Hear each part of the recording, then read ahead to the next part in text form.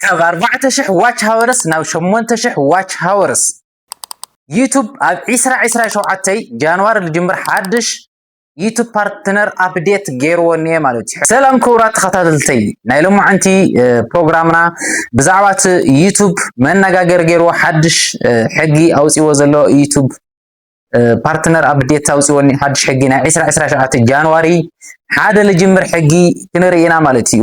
ያው በርግጽ ንሓደሽቲ እኳ ብጣዕሚ መደንገጽ እዩ። ካብ 40,000 ዋች ሃወርስ ናብ 8,000 ዋች ሃወርስ እዩ ዕይዎ እኒአ። ብጣዕሚ ለድንግጽ እዩ። ንጀመርቲ እዚ መርዲ እዩ። በርግጽ ሓደሽቲ ነበርኳ ኣብ ልለዎ ክቕጽሉ እዮም ልብል እዩ ሕጊ ኣውፂዎ ዩቱብ ብጣዕሚ መነጋገሪ ኮይኑ ዓበይቲ ዩቱበራት ጻዕዲ ይኹን ውሽጢ ዓዲ ኢትዮጵያን ዘለኹን ዓበይቲ ዩቱበራት ሕዚ ናዘገቡ ይርከቡ ማለት እዩ። ያው ከም ትንበልኩም ዩቱብ ኣብ ጃንዋሪ 2027 ልጅምር ሓድሽ ሕጊ ኣጽዲቑ እኒአ ኣብ ዩቱብ ፓርትነር ፕሮግራም አፕዴት ሲልኩም ኣብ ጎግል ክትረኽብዎ ትኽእሉ ኢኹም። ብጣዕሚ ልገርም ሕጊ እዩ ኣጽዲቑ እኒአ። እዚ ንጀመርቲ ብጣዕሚ መደንገፂ እዩ። ነገር ግን ምንም ክግበር ኣይኽእል ማለት እዩ። ኣብ ሾርት ቪውስ ኳሊፋይ ቪውስ ዕፅፊ ወሲኹኒ ኣብ ዋች ሃወርስ ላይ ካብ 4000 ናብ 8000 እዩ ኣዕይዎ እኒአ ማለት እዩ። ክቡራት ተኸታተልተይ ሕዚ ኣብ ጎግል ኣትኹም ክተግንይዎ ትኽእሉ ኢኹም። እዚ ሕጊ ኣጽዲቕዎ እኒአ ልክዕ ከምቲ ሕዚ ንሪኦ ኣለና ማለት እዩ።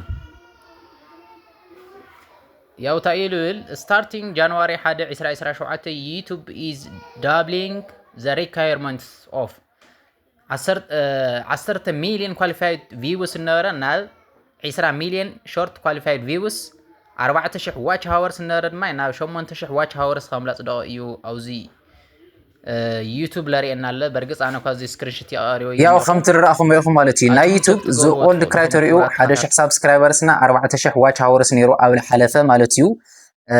ዩቱብ ፓርትነር ፕሮግራም ኮይንካ ተኸፋሊ ንምዃን ማለት እዩ ዚ ክራይተሪኡ ማለት እዩ።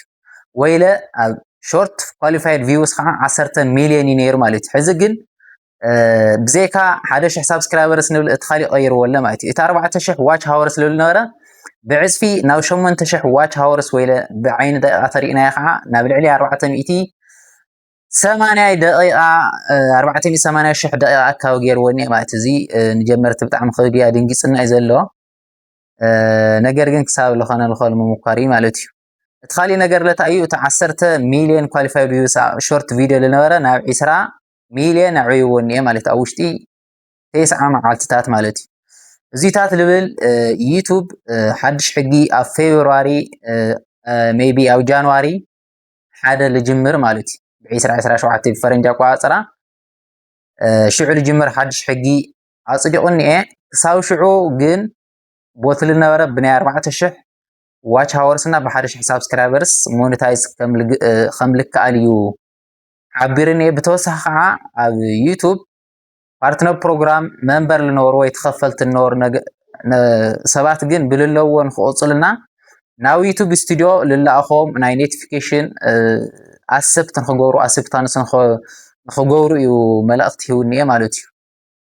ስለዚ ክቡራት ተኸታተለይ ኣነ ንስኹም ከማየ ጀመርቲ ልኾንኩም ከዓ ብሓሳብ ብላይክ ብሼር ብኮመንት ላተሓገዝና ክሳብ ትሂቡና ነሎ ናይ 5 ወርሒ ክንጥቀመሉ እኒአና ማለት እዩ። ንተወሳኺ ናይ ቴክኖሎጂ ቪድዮታት ከዓ ነዚ ዩቱብ ቻነል እዚ ሳብስክራይብ ብምግባር ከምኡውን ላይክ ብምግባር ሓሳብኩም ድማ ኣብ ኮመንት ብምቕማጥ ማለት እዩ። ዝተፈላለዩ ናይ ቴክኖሎጂ ትሕዝቶ ሒዝልኩም ዝቐርብ ዩቱብ ቻነል እዩ። ከምዚ ትሬንዲንግ ቶፒክስ ዝኾኑሉ ሓደሽቲ ምስ ቴክኖሎጂ ዝተተሓዙ ቪድዮታት ዝሒዘልኩም ክመጽእ እየ።